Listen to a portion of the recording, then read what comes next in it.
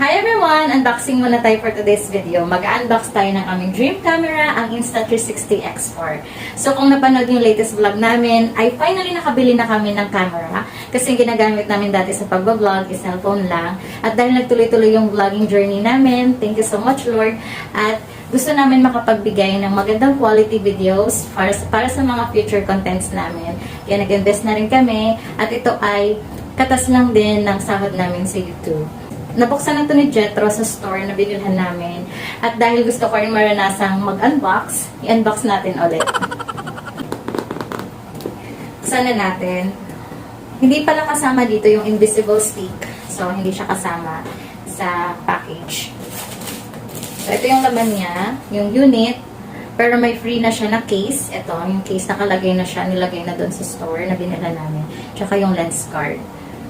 So, ano na rin siya, worth it na rin yung price niya kasi free na yung ibang accessories. Except sa invisible stick. Kasi sa iba talaga, hindi nakasama yun. Separate price siya. Kung tatanong pala kayo ng price, this is 30,990 pesos. Pero nung bumili kami doon sa binilhan namin, ay walang available na X3 na unit lang. So, yung available doon is, mayroon siyang kasamang mount sa motor.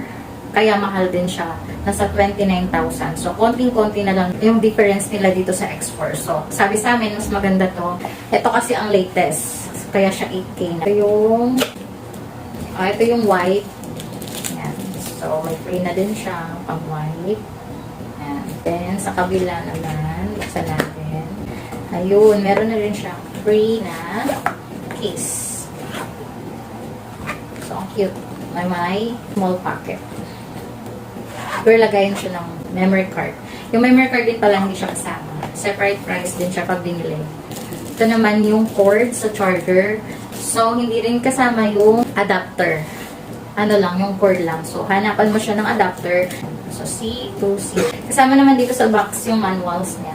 May free sticker siya. Yung isa na dikit na namin doon sa case ng charger. Warranty card. Ayan, safety guidelines. Thermo grip cover pala itong isa. So, yun lang yung kasama sa loob. And ito pala yung unit. Binilhan na namin siya ng memory card kasi kailangan ng memory card.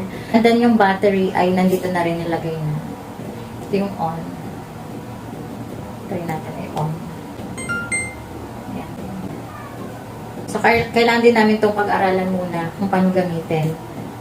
Kasi, syempre, bago to sa amin, hindi ko pa kabisado.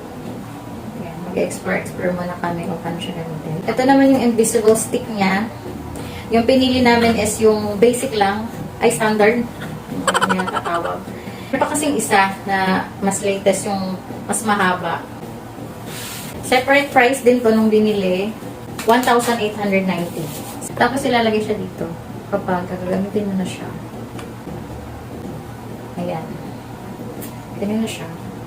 Pero okay naman yung haba nito. Pwedeng-pwede na yung haba nito. So, yun lang yung unboxing. Thank you for watching. Bye!